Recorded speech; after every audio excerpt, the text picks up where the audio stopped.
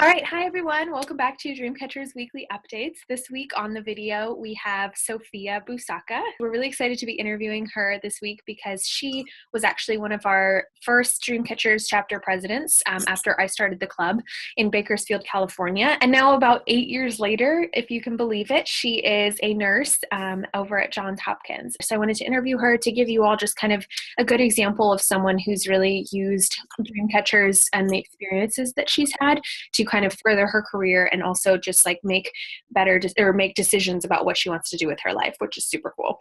So anyway, we're going to interview Sophia today. Hi, Sophia. So to start us off, Sophia, we just kind of wanted to, if you could give us like a little bit of background about what you do now and your journey to becoming a nurse. Yeah, absolutely. So right now I'm a clinical nurse 1 at the Johns Hopkins Hospital. I work in the neurosciences critical care unit. So I work with a wide variety of patients with brain and spinal cord injuries. I was really inspired, honestly, to study nursing after participating in DreamCatchers and working with a wide variety of patients with various diagnoses.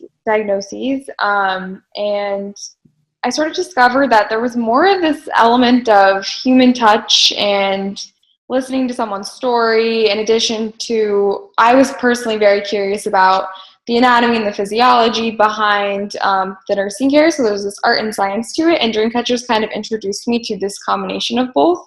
So I chose to study nursing. I went to the University of Pennsylvania, and I just graduated, and this is my first job. And I truly do have Dreamcatchers to thank for that. And it's helped me in my career. It's helped me learn how to talk to patients. It's helped me learn how to really truly listen to someone's story and understand that every patient has an individual need and an individual case, and to treat the individual, not look at it as like a systems-based approach. I know you had mentioned to me a little bit about how you wish like more people knew about hospice and like palliative care and kind of how it could really help for more people to be aware of it, especially in your field. If you could give us like a couple examples. Or hospice has a near and dear place in my heart, especially because I was introduced by Caitlin at a young age, probably 15 or 16 like you when you started the club. And I started to realize, and especially in America, and I think you and I have talked about this before, where we have this idea that death is this horrible, terrible thing, and we kind of get, and it is an extremely sad moment in someone's life and for the family members. But I think if we embrace it and we celebrate life versus looking at it in this picture of it's kind of painting this like dark picture around it, and we use hospice to paint this beautiful end of life picture, it would be venerated more in our culture. So one of the things I've personally realized in the unit that I'm on, especially, I do on a daily basis, I see patients pass away. I deal with family situations where maybe the patient is doing well today, but that doesn't necessarily mean tomorrow is going to be as good. And our goals change. Our goals could be from celebrating or going to surgery and hoping for this life-saving intervention to, now we're really just fighting for a good end of life. And it's really hard to paint that picture and really hard to bring that disconnect without hospice and palliative care involved.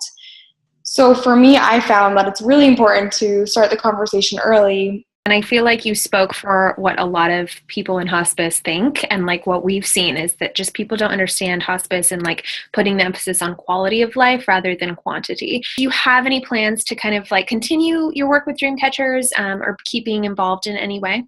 Yeah, I definitely do. I have come back, and the clubs in Bakersfield, I'll always hopefully have a little hand with them. I would like to help bring DreamCatchers to Baltimore. So some of my plans are to reach out to various high schools around the area, getting involved in my unit too. There are a lot of moms on the unit with young kids, so I'm hoping to kind of tell them about it and help me with introducing me to local high schools. So last but not least, Sophia, do you have any like advice or tips for any maybe high school or college students that are involved with DreamCatchers that might want to pursue a career in the medical field? I think in high school especially, it's really important to not only just study the topics that will prepare you for having a good background in whether it's nursing or medicine or healthcare related fields, but also getting involved in things such as DreamCatchers where you can have those patient interactions DreamCatchers gave me my first patient interactions, like I said, and it helped me build my confidence, and it helped me